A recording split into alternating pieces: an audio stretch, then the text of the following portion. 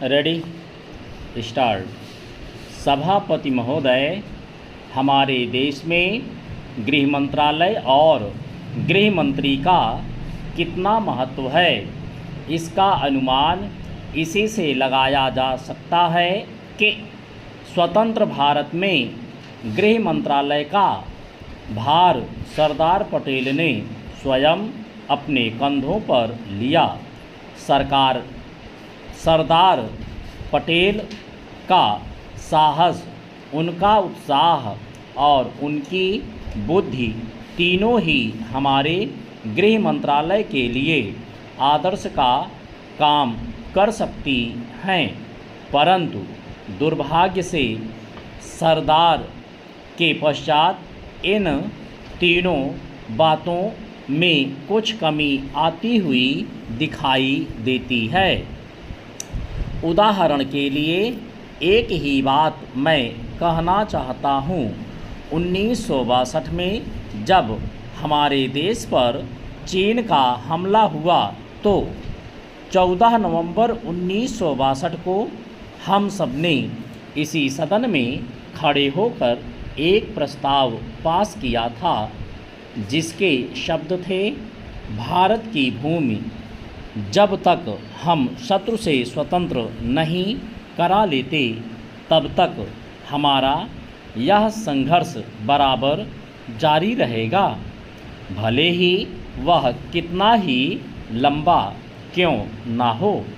लेकिन कुछ दिन बाद आगे चलकर हमने राष्ट्रीय एकता सप्ताह या दिवस मनाना शुरू किया तो हमने उस प्रतिज्ञा को कुछ दूसरे शब्दों में बदल दिया।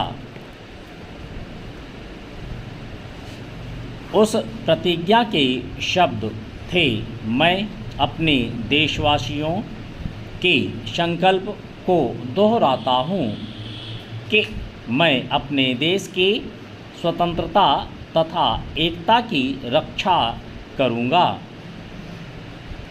चाहे इसके लिए कितना ही कड़ा और लंबा संघर्ष क्यों ना करना पड़े।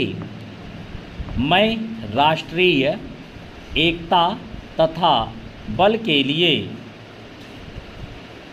तन मन से काम करने की शपथ लेता हूँ, लेकिन इस बार राष्ट्रीय एकता सप्ताह के सिलसिले में एक छोटा सा प्रकाशन भारत सरकार की ओर से प्रकाशित हुआ है।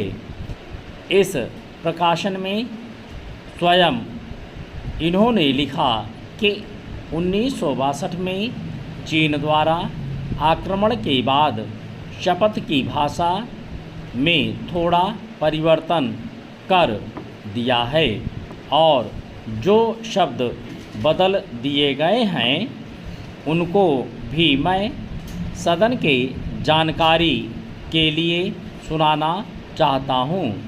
मैं प्रतिज्ञा करता हूँ कि मैं कभी हिंसा का प्रयोग नहीं करूँगा और मेरा विश्वास है कि धर्म, भाषा, प्रांत संबंधी तथा अन्य सभी राजनीतिक और आर्थिक विवादों का शांतिपूर्वक और संवैधानिक तरीकों द्वारा हल किया जाना चाहिए।